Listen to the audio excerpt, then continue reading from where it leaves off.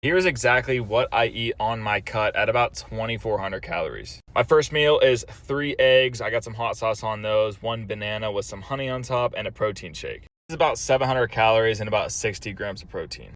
Second meal here is chicken salad. It is literally just a can of chicken and some mayonnaise and some pickles. This right here is about 650 calories, but like 75 grams of protein. My next meal is about 6 ounces of steak, some potatoes, and some pasta.